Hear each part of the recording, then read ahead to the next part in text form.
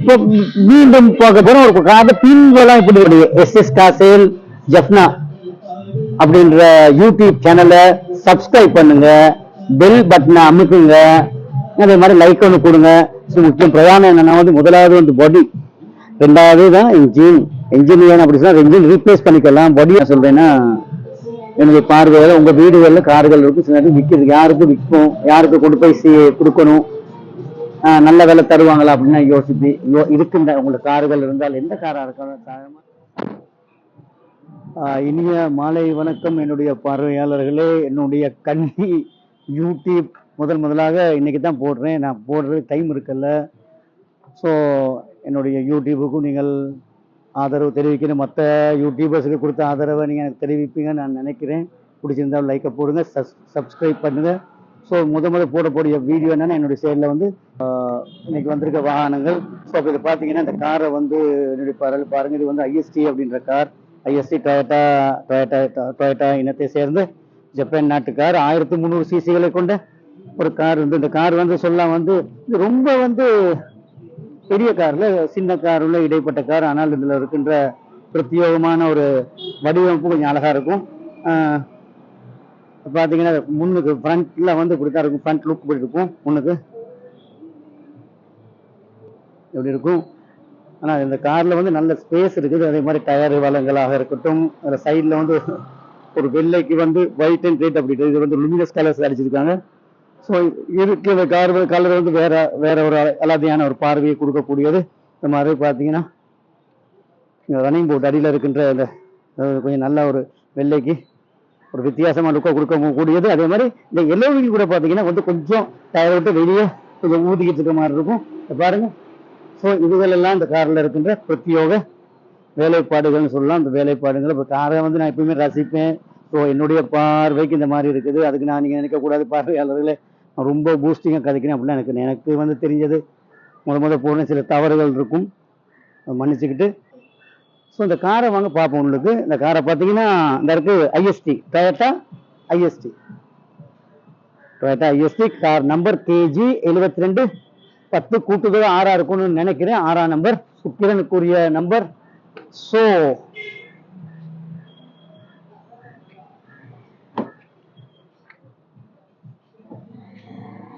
பாருங்க, உள்ளுக்கு பார்த்தீங்கன்னா அதில் வந்து ஒரு டேஷ்போர்டு இருக்கின்றது. டேஷ்போர்டு வந்து இங்கே நம்ம சீட்டில் உட்காந்தோம்னா இங்கே தான் டேஷ்போர்டில் தான் மீட்டர்கள் இருக்கும். ஆனால் அது வந்து வீட்டுக்கு யூஸாக இருக்கும். நம்ம பார்க்கும்போது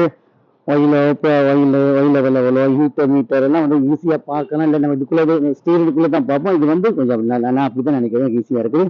ஸோ ஃப்ரண்ட் வந்து நல்லா தெரியுது. இந்த பாருங்க, ஃப்ரண்ட் வந்து இந்த தெரியுது, நல்லாவே தெரியக்கூடியது. வெட்டும்போது இந்த அளவுக்கு நமக்கு தெரியக்கூடியது. ஸோ இதில் வந்து உள்ளுக்கு பார்த்தீங்கன்னா உள்ளுக்கு பாருங்க, ஒரு ஆட்டோ கியர் அழகான கலர் ஒயிட் அண்ட் ஆஷ் வந்து உள்ளுக்கு வந்து ஆஷ்.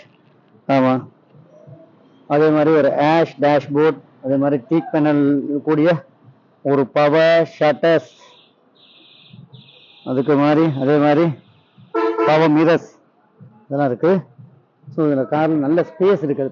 பின்னுக்கு எடுத்து பார்த்தீங்கன்னா பின் சீட்டில் உட்காரும் போது போதிய அளவு ஸ்பேஸ் இருக்குது.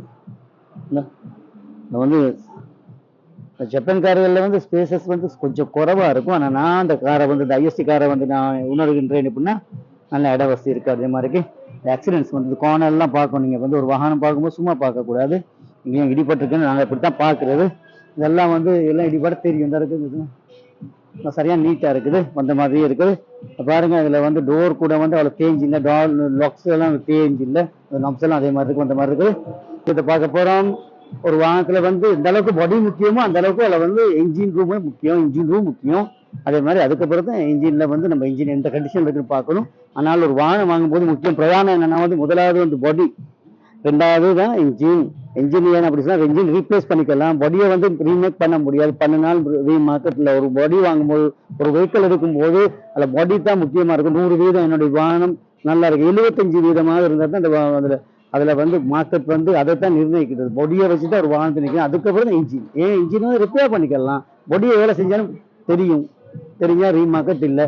ஸோ வாங்க, பாடியை பார்த்துட்டோம். இப்போ அடுத்தது பார்க்க போகிறோம் நாங்கள் என்ஜின் ரூமுக்குள்ள போறோம்.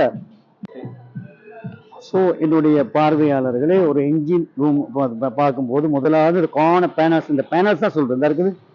இதுகளை தான் முக்கியமாக பார்க்கணும். நீங்கள் இந்த காரை எடுக்கணும் அப்படி இருக்குது, அதுக்காக ப்ரொமோட் பண்ணுறதுக்கு இல்லை. நீங்கள் மக்களுக்கு வந்து நிறைய கேள்விகள், நம்ம ஒரு காரணம் தனியாக போய் பார்த்து எடுக்க முடியாது அப்படின்றதுக்கு. ஸோ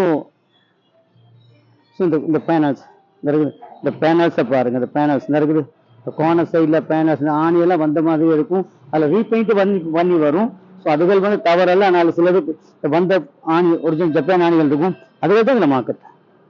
அப்போ அதில் ஃப்ரண்ட்ல வந்து பெட்ச் இருக்குது. பெட்சுகள் வந்து ஒரு கார் வந்து ரொம்ப மோசமா இருந்தா அது டிஸ்கலர் ஆகும். ஏன்னா வந்து அதில் வந்து சரியான புகை கக்கும். புகை கற்றுனா அந்த கலர் வந்து பேட் வந்து வேற கலரா மாறும், கருப்பு நிறத்தை கொண்டிருக்கும். எவ்வளவு கலர்னா வராது. ஸோ இதெல்லாம் நல்லா இருக்குது. அதே மாதிரி இது வந்து இதுதான் ரேடியேட்டர் அப்படின்றது. இவர் வந்து கூல் பண்ணி கொடுப்பாரு. ஸோ இவருக்கு இந்த இருக்குது ரேடியேட்டர்ல வந்து தண்ணி வந்து விடுற இடம் இருக்குது. இங்கே தண்ணி விட்டுட்டு இன்னொரு டேங்க் ஒன்று இருக்கும். அந்த டேங்க்ல வந்து ஃபுல்லா ஊற்றக்கூடாது. அதுக்கு ஒரு லெவல் இருக்குது, லோ லெவல், மேக்ஸிமம், மீடியம் இருக்குது. அதில் வந்து மேக்ஸிமம் ரொம்ப ஃபுல்லா வர ரொம்ப விடக்கூடாது. அதில் ஒரு கோடு ஒன்று இருக்கும், அந்த கோடை பார்த்து நீ செய்யலாம்.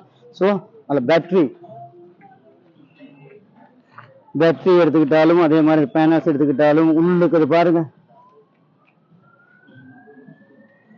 ஸோ இப்படி இருந்தால் ஒரு கார் வந்து நல்லோம் அப்படின்னு தான் நாங்கள் இப்போ நான் வியாபாரி பார்க்கும்போது இப்படி தான் பார்ப்போம். எங்களுடைய கண் இப்படி தான் பார்ப்போம்.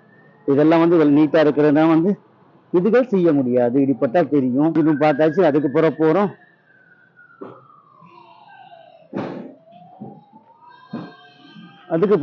நாங்கள் வந்து பின்னுக்கு போகிறோம். பின்னுக்கு போய் கொஞ்சம் லாங் டிஸ்டன்ஸில் தான் ஒரு கார் நீங்கள் எடுக்க போகும்போது, இப்போ அடிக்கடி என்னுடைய வீடியோ சொல்கிறது எப்படின்னா, நீங்கள் லாங் டிஸ்டன்ஸ்லாம் போய் கார் எடுங்க. ஏன்னா லாங் டிஸ்டன்ஸ்ல எடுத்தா அந்த கார்ல வந்து ஒரு அளவு அலாதியா தெரியும். கிட்ட போய் நீங்க பாத்தீங்கன்னா கார்ல வந்து டேஸ்ட் ஆகாது, ஸ்டைல் எப்படின்னு தெரியாது. ஸோ எப்ப நீங்க கார் வாங்க போகும்போது கொஞ்சம் தூரத்துல போய் பாருங்க. நான் நீங்க எடுக்க போற காரை வந்து கிட்ட 12 அடி தூரத்துல போய் பாருங்க, சைட் ஆங்கிள் பாருங்க. அப்புறம் திருப்பி போங்க, அப்படியே முள்ள போயிட்டு அடுத்த கரைக்கு போங்க. அடுத்த கரைக்கு போயிட்டு அதையும் இந்த தடவை டிஸ்டன்ஸ் எடுத்து பாருங்க. அப்ப தெரியும் உங்களோட கார் எவ்வளவு ஸ்டைலா இருக்கு அப்படின்றது. இப்போ மீண்டும் பார்க்க போறோம் ஒரு கார் பின்வெல்லாம் எப்படி இருக்கு அப்படின்றது. இங்க பாத்தீங்கன்னா எல்லாம் வந்த செட்டே அப்படிதான் இருக்கும். இந்த பாருங்க பின்னுக்கு எல்லாம் அந்த பேட்சில இருந்து எல்லாமே ஒரிஜினலாவே இருக்குது. ஸோ இதுல வந்து ஸ்பேயில் இருக்குது. ஸ்பேயிலுக்கு அதுக்கு வந்து ஸ்பேயில் கார்டு இருக்குது. ஸோ இதுக்கு இப்படிதான் இருக்குது. ஸோ பாருங்க. அப்ப இன்னைக்கு இந்த காரை வந்து உங்களுக்கு சொல்லியிருக்கிறேன். அப்ப இந்த காரை வந்து வாங்க கொடுப்போம் வாங்க. ஸோ என்னுடைய அன்பான பார்வையாளர்களே, இன்னைக்கு வந்து என்னன்னா வந்து என்ன சொல்றது, சரியான வந்து ஒட்டா இருக்குது. இன்னைக்கு வந்து உஷ்ணமா இருக்கின்றது யாழ்ப்பாணத்துல. இந்த மாதிரி இன்னைக்கு வந்து கொஞ்சம் வெயில், அது சொல்றது என்ன, வெயில்ல வந்து உஷ்ணம் அப்படி இருக்கு உணர்வு. ஸோ அது ஒரு வித்தியாசத்தை கொடுக்கின்றது. ஸோ ஒவ்வொரு நாளைக்கு ஒவ்வொரு கார் போடுவேன்னு நினைக்கிறேன். பாருங்க, பிடிச்சிருந்தா. அதே மாதிரி ஒரு முக்கியமான விஷயம் என்ன சொல்றேன்னா, என்னுடைய பார்வையில உங்க வீடுகளில் கார்கள் இருக்கும். சில நேரம் விற்கிறது, யாருக்கு விற்கும், யாருக்கு கொண்டு போய் கொடுக்கணும், நல்ல விலை தருவாங்களா அப்படின்னா யோசிப்பி இருக்குங்க. உங்களுக்கு கார்கள் இருந்தால் எந்த காராக இருக்காலும் சாதாரணமா நார்மலா எந்த காராக இருந்தாலும் நாங்கள் வந்து எஸ்எஸ் காசையில் என்ன நினைச்சுக்கோன்னா வந்து இன்னைக்கு போற ரேட்டுக்கு வந்து ஏற்ற மாதிரி நம்ம வாங்கி விற்கிறக்கூடிய ஒரு விலையை நீங்க சொன்னீங்கன்னா நாங்கள் உடனே காசு கொடுத்துருப்போம். இங்க வாங்க, உங்களோட வாகனங்கள் எது இருந்தாலுமே உடனே நாளைக்கு காசு தரேன்னு சொல்ல மாட்டோம்.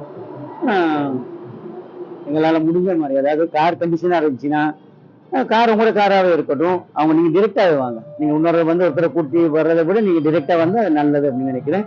ஸோ உங்க வீடுகளில் கார்கள் இருக்கும், அந்த காரை மாற்றணும் அப்படின்னு நினைச்சாலும், இல்லை விற்று காசு எடுக்கணும் அப்படின்னு நினைச்சாலும், உங்களுடைய வாகனங்கள் எதுவாக இருந்தாலும் எங்களுக்கு கொள்முதல் பண்ணக்கூடிய வசதிகள் இருந்தால் நிச்சயமா எடுப்பேன். அதனால உங்களுடைய வாகனங்கள் எதுவாக இருந்தால் விற்கிறனாலும் உங்களுக்கு வந்து அறிவிங்க, சொல்லுங்க, பார்ப்போம். ஸோ என்னுடைய நேர்களை வந்து நான் அடிக்கடி என்னால் முடிந்த வீடியோக்களை போடுவேன். ஏன்னா வந்து நான் ஒரு தவறுகின்ற பிள்ளை மாதிரி எனக்கு தெரியாது. எனக்கு உண்மையிலே வந்து அந்த அளவுக்கு எனக்கு தெரியாது. இந்த போன் எடுக்கவோ போனை பார்க்கவோ தெரியாது. ஸோ என்னுடைய அந்த சிறு முயற்சிக்கு நீங்க வந்து ஒரு நாள் கொடுத்த ஆதரவு மாதிரி என்னுடைய எஸ்எஸ் காசேல் ஜப்னா அப்படின்ற யூடியூப் சேனலை சப்ஸ்கிரைப் பண்ணுங்க, பெல் பட்டனை அமுக்குங்க. அதே மாதிரி லைக் ஒன்று கொடுங்க. ஸோ அப்படி கொடுத்தா தான் நான் உங்களுக்கு அடுத்தடுத்த வீடியோஸ் போடலாம். அப்படி அதனால நான் முடிஞ்ச அளவு கூடிய விவசாயம் எடுக்கணும். எப்படியாவது நான் உங்களை வந்து அடிக்கடி, இல்லாட்டி நான் வந்து ஒவ்வொரு யூடியூபர்ஸ் கிட்ட வந்து அவங்கள வந்து குறை சொல்றதுக்கு இல்லை. ஏன்னா அவங்க வர்றாங்க. ஸோ நானும் நீங்களை வந்து நேரடியாக ஒரு ஆள்ல நேரடியாக தொடர்பு கொள்றோம்னா என்னுடைய வந்து டெலிஃபோன் நம்பர் இருக்குது, அப்படி உங்களுக்கு எடுக்கலாம். ஸோ இனிமே வந்து நீங்க மற்ற வீடியோக்கு கொடுக்குற ஆதரவோடு இந்த வீடியோக்கும் கொடுப்பீங்கன்னு நினைக்கிறீங்க. SS காசேல் ஜப்னா. மாலை வணக்கம் என்னுடைய நேயர்களே, நல்லா இருப்போம். ஓம் நம சிவாய.